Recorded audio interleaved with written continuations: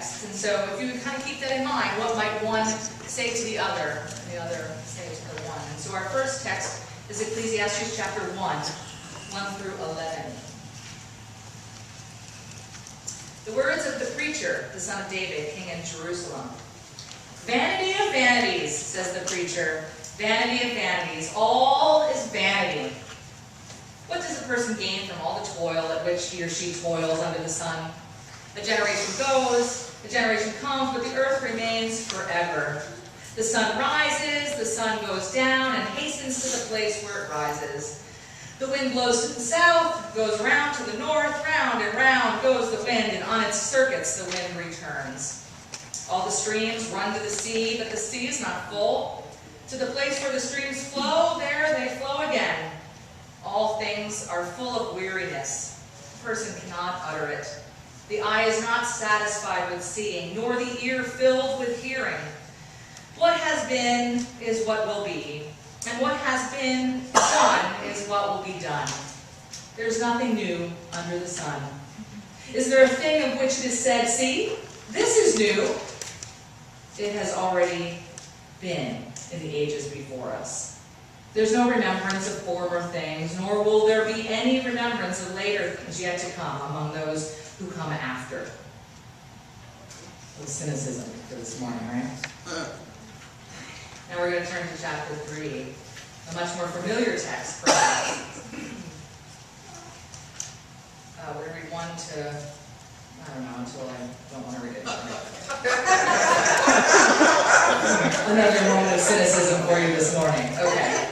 For everything there is a season, a time for every matter under heaven, a time to be born and a time to die, a time to plant and a time to pluck up what is planted, a time to kill and a time to heal, a time to break down and a time to build up, a time to weep and a time to laugh, a time to mourn and a time to dance, a time to cast away stones and a time to gather stones together, a time to embrace and a time to refrain from embracing, a time to seek and a time to lose, a time to keep and a time to cast away, a time to rend and a time to sow, a time to keep silence and a time to speak, a time to love and a time to hate, a time for war and a time for peace.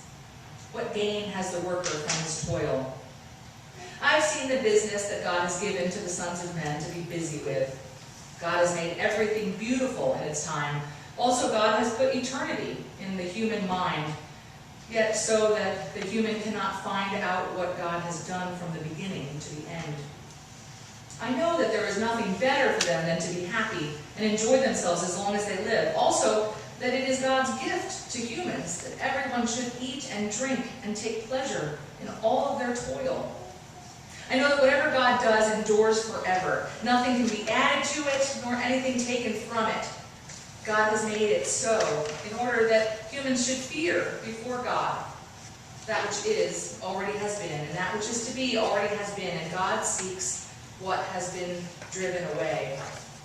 Moreover, I saw under the sun that in the place of justice even there was wickedness, and in the place of righteousness even there was wickedness. I said in my heart, God will judge the righteous and the wicked, for God has appointed a time for every matter and for every work. We believe this to be the word of the Lord.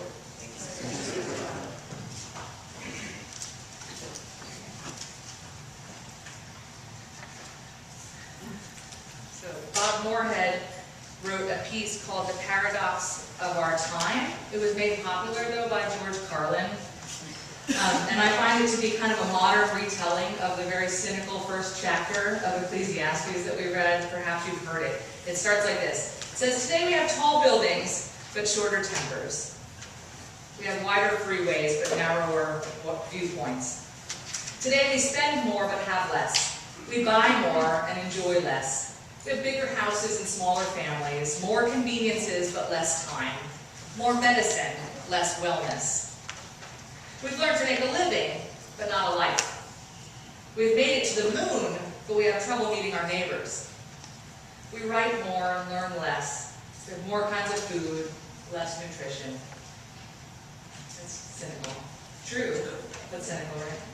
The Dalai Lama, when asked what surprised him most about humanity, he said, well, humans himself, actually, or herself, because Man and woman sacrifices their health in order to make money, and then they have to sacrifice their money to recuperate their health.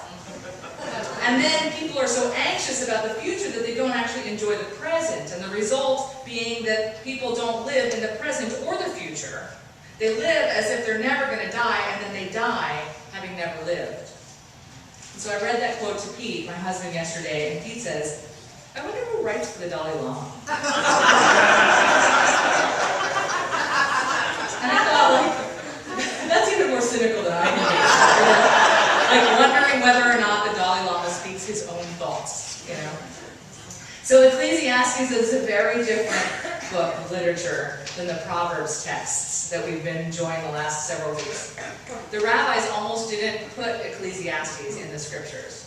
I don't know about you, right? But I find a little cynicism, or maybe we could call it realism, kind of refreshing, right? It's encouraging to have words in the scriptures that are skeptical and disillusioned, because sometimes we're skeptical and disillusioned. It shows that the ancestors of our faith lived the same kind of lives that we do. Different time in history, same kind of days. Ecclesiastes says, people are born and people die. Sun goes up, sun goes down.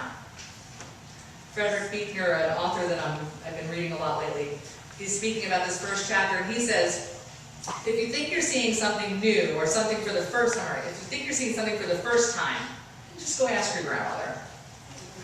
And if you think you're seeing something for the last time, just hang around a little bit.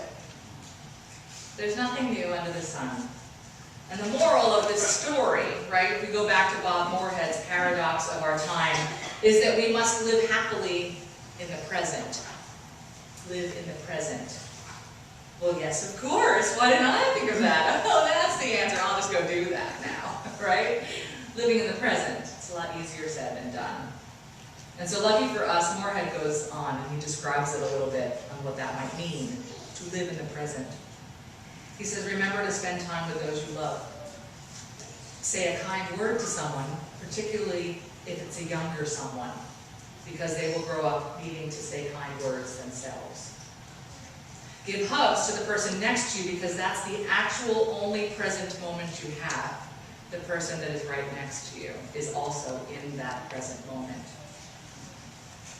Realize that a kiss or an embrace actually has the power to heal, especially when it comes from deep within you. Give time. Give time to love and time to speak. Give time to share. It comes down to kind of the commodity of our time and how we spend our time. And that, to me, is how we get to chapter 3 of Ecclesiastes, our other text. It says there's time to speak and time to listen, time to sing, time to dance, time to mourn, time to cry, time to build, time to tear down. There's time.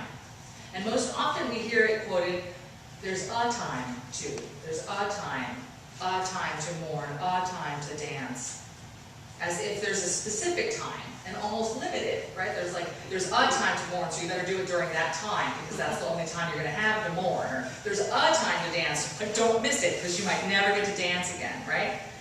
But in reality, the I know this is like really nitpicky grammar, which I was in a conversation yesterday at a wedding, and we don't need to learn English grammar very well, because we learn it from the age of 2 to 5. Like we learn how to, we need vocabulary, we need a lot of things like that, but we don't learn the nitpicky of grammar until you learn another language, and then you have to go back and learn English, So the when you say in a Hebrew text, and I even think that's true in English, it's not the same as the, right? So if there is the time to mourn, as opposed to there is a time to mourn, is actually supposed to mean that you can get rid of the it doesn't matter, it's a generic.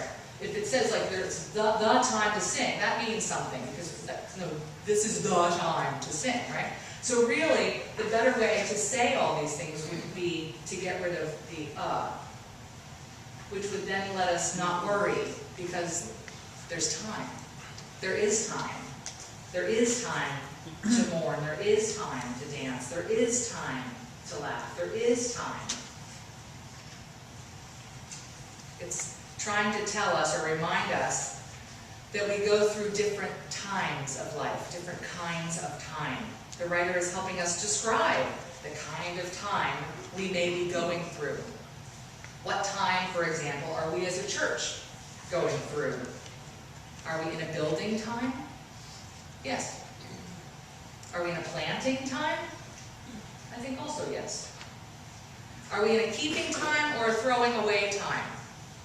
I'm not sure. Maybe yes to both, keeping and throwing away? Are we in a time to keep silent or a time to speak?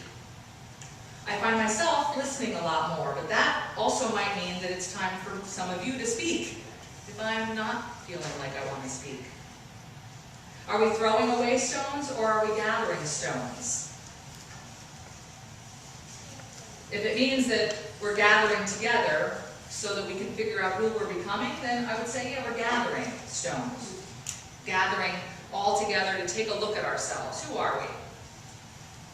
The writer is wanting us to know that there is time, and there will be time for all of these things, but we can only be in the time we actually are in, right? So I bet the writer knew what it was like to want to be in a time that wasn't actually the present circumstances, right? We all know that we go into times like that, where like the easy one to explain would be when we're in a season of mourning, we would prefer to be in a season of dancing. And so if we fixate on wanting to be in the dancing season, then we miss out on the season of mourning, right? Because we're not in the present. When we're in a season of breaking down, building up looks a lot better, a lot more exciting.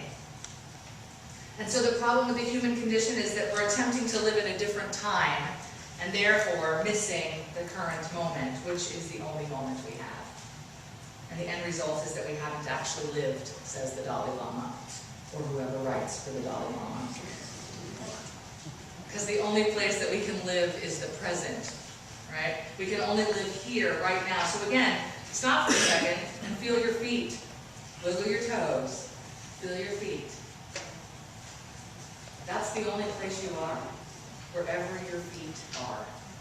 That's where you are. That's your present moment. That present moment is where we connect with the Spirit of God. The Spirit of God here with us, inside of us. And I dare say what the Spirit of God wants most for us is to be present where we are, so that the Spirit can be there with us. That doesn't mean that God won't be in the present or in the future waiting for us. But you're not there yet. It doesn't matter if the Spirit of God is there. You're only here. So what is this present moment for you today, in this time in your life? What is this time for you?